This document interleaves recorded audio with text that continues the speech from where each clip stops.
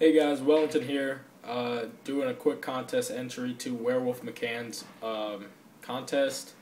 I just subscribed to him, and I know all you guys really like his channel, and from what I've seen so far, I've really liked it as well. So I of course just gonna enter the contest, but I really like what he's doing. The question he asks, only one question, and that's to show our three. Either our favorite, our most cherished, or just for whatever reason why we choose these three comics that we like so much. And I thought this was a pretty cool question, and then why, of course.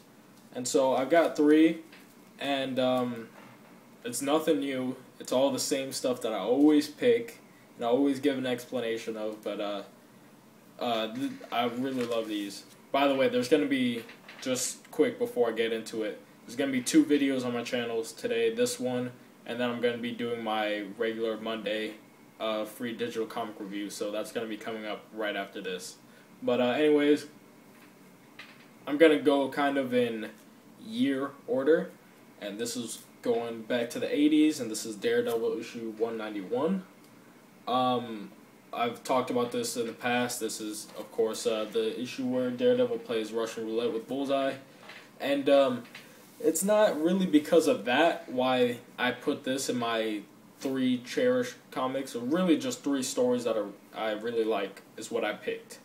I picked it because the story that's going on with the little boy in this. And it's just such a compelling story that Miller writes, and it's just, it sucked me in. That story sucked me in as soon as it started. The whole book sucks you in from the first page where you see Daredevil talking about a revolver and pointing it at, I think he's pointing at his head. And so, and just the entire story, it's so good. There's a little bit of Daredevil, talking to himself. Then there's the story. Then a little more of him talking to himself.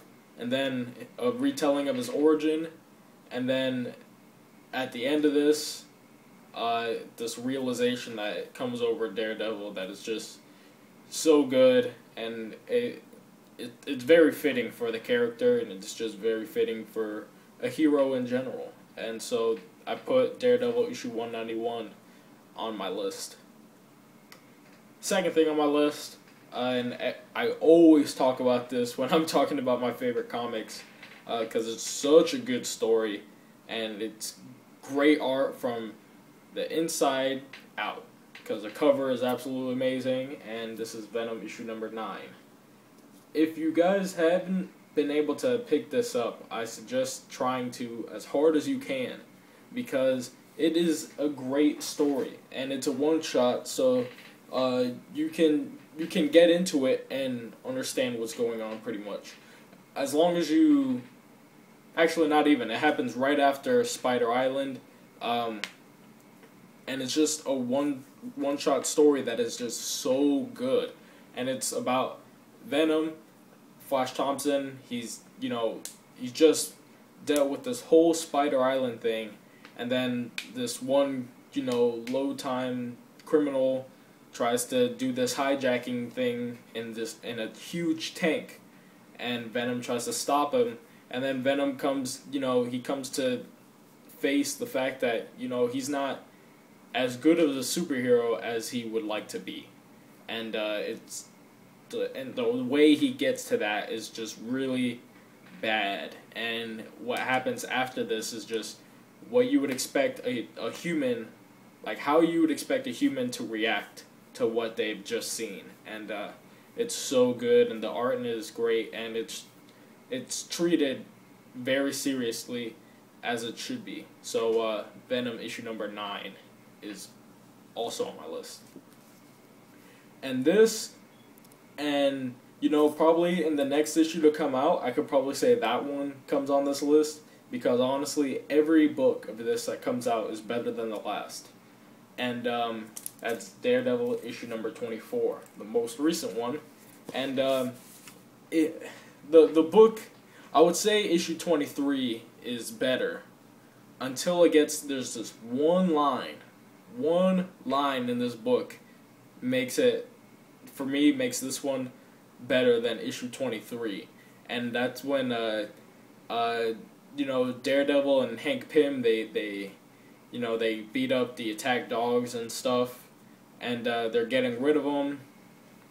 And Hank Pym is like, whatever else you need from me, Matt, just call me and I'll be here. And Matt, like, kind of, you feel like he's serious, but you feel like he's already known the answer to it. And he's like, well, can you cure cancer? Can you cure Foggy's cancer? And then, it makes you realize that when Hank Pym's like, well, some things are just some things are just beyond our powers. And so, like, when he says that, you're like, wow, even though this is a fictional world where there's superheroes and people with powers from all different things, and, there's so much crazy stuff, this very serious illness is, it still hangs over. It's still very serious, and there's no cure for it. And, it's just really a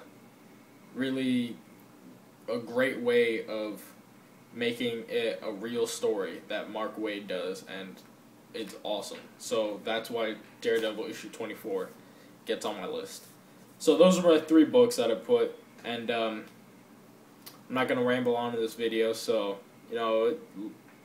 this list can change day to day pretty much, because one day you're feeling some books and the other day you're feeling other books, and it's just crazy. So, but this is what I'm going to stick with for this contest video.